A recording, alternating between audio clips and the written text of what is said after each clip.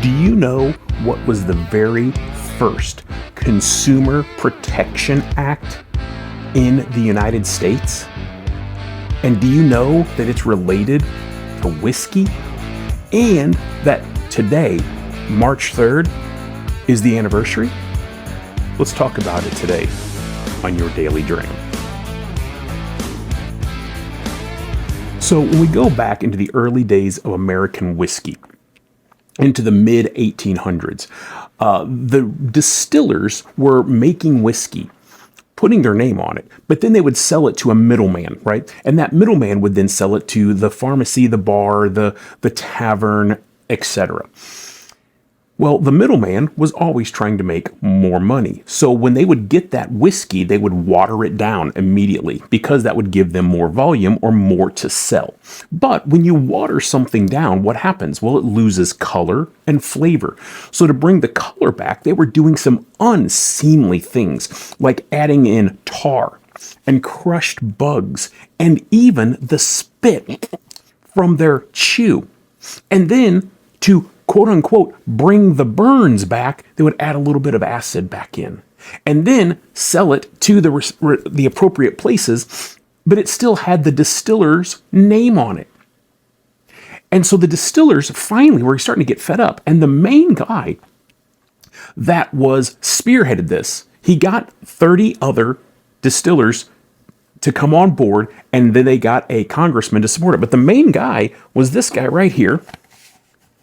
Right there, Mr. Colonel Edmund Haynes Taylor, E.H. Taylor.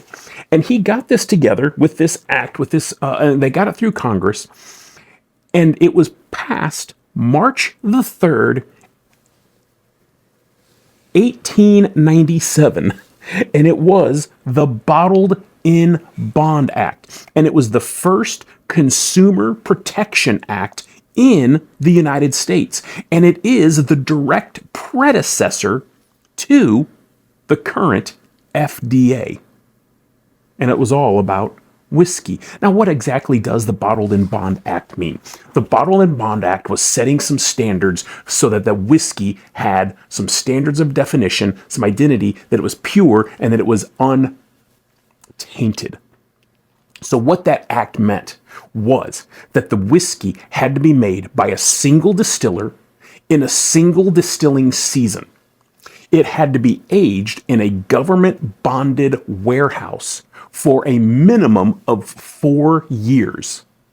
And then it was always bottled at precisely 100 proof. If you meet those requirements, you have a bottled in bond whiskey. Those regulations still are applicable today. They still make sense. They still work. You still see tons of bottled in bond whiskeys on the shelf. And it, to this day, gives the consumer, like you and I, some level of acceptance or ease when we're buying a bottle, especially from maybe a new craft distiller or somebody we've never heard of. If we see Bottled in Bond, we know that they produced it, they made it, it's sat for at least 4 years at a minimum, it's at 100 proof, and it's met all of these requirements. Colonel E.H. Taylor, except for his foolproof offerings that they offer in the E.H. Taylor line, are always bottled in bond. Of course, Old Forester's 1897 in their Whiskey Row series is their bottled in bond. One of the more common ones maybe seeing around is the Heaven Hill bottled in bond, 7 years that they've aged that one. But it doesn't have to just be bourbon in America. It could be any whiskey.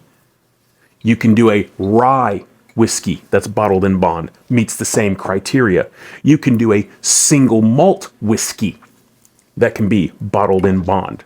So that whole bottled in bond is for all whiskey in America, allows us as the consumer to feel some level of comfort when we're buying a bottle.